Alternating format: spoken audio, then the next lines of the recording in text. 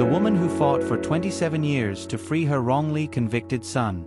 In a quiet town where justice was supposed to be blind, a mother named Joyce Ann Brown learned that sometimes the system closes its eyes not to protect the innocent but to preserve its own pride. One morning in 1980 her life changed forever. She was at work smiling and answering phones at a Dallas insurance office when police walked in and said she was under arrest for robbery and murder. Her hands trembled as cold metal cuffs closed around her wrists. She kept saying, "There must be a mistake, you have the wrong woman," but no one listened, no one looked at her long enough to see the truth. At that moment, somewhere inside her heart, a war began, not a war of guns or soldiers, but a war of patience, faith, and love, a war only a mother could fight.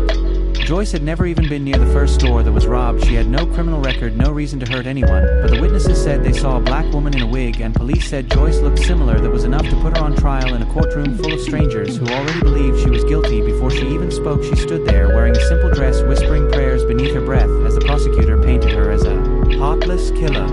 The jury took less than an hour to destroy her world. They found her guilty and sentenced her to life in prison, and as the verdict echoed through the room, she looked back at her two daughters sitting in the gallery, their faces soaked in tears, and she promised herself she would never stop fighting until she went home to them again.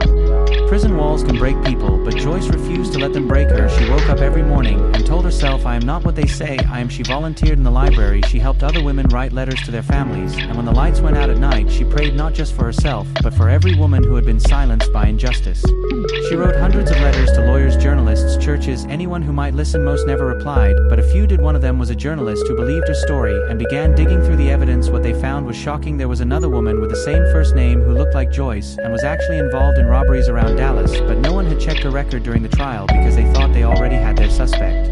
Years passed and the world outside changed. Presidents came, and when her daughters grew up and had children of their own, Joyce became a grandmother from behind bars. She received photos of birthdays and school plays and graduation. She was proud, but also heartbroken because she was missing everything. She would hold the pictures close to her chest at night, whispering, "I am coming home one day."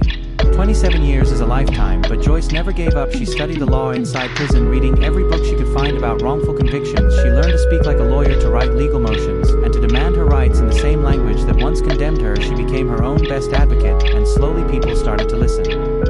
A non-profit group that helped innocent prisoners reviewed her case and discovered what she always knew, that she was nowhere near the crime. That day evidence showed she was at work with multiple witnesses, and the real robber had confessed years earlier to other crimes using the same method. Finally, after nearly 3 decades, the truth that had been buried under paper and pride began to rise. The day the judge announced her release, Joyce stood still for a moment, afraid to move, afraid that it was just another cruel dream. Then the courtroom doors opened and light flooded in. She stepped outside, breathing air that felt brand new. The sky looked different, brighter, wider, as if the world itself was saying welcome home.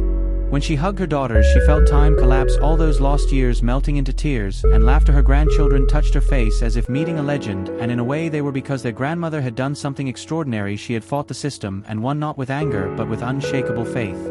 But Joyce's story didn't end there. Freedom was not the finish line, it was the beginning. She knew there were hundreds, maybe thousands of others still trapped in the same nightmare, so she founded an organization to help them. She spoke at schools, at churches, and inside prisons, telling people never to stop believing in truth. She said hope is not a weakness, it is a weapon.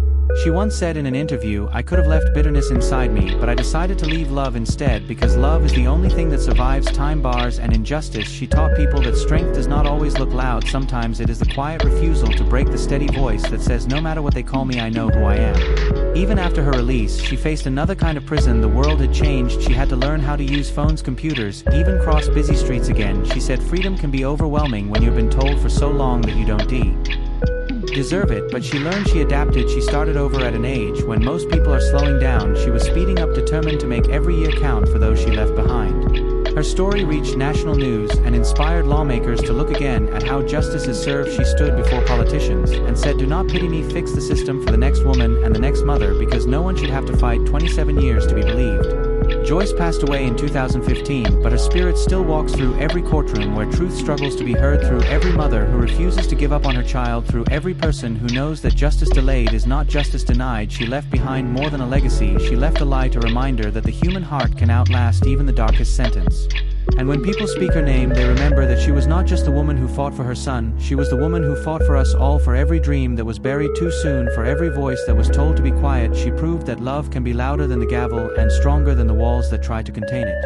So if you ever feel like giving up, remember Joyce Ann Brown. Remember the woman who looked at the impossible and said, "I will not stop." Remember that justice is not given, it is fought for, and sometimes it takes one unbreakable soul to remind the world what it means to be free.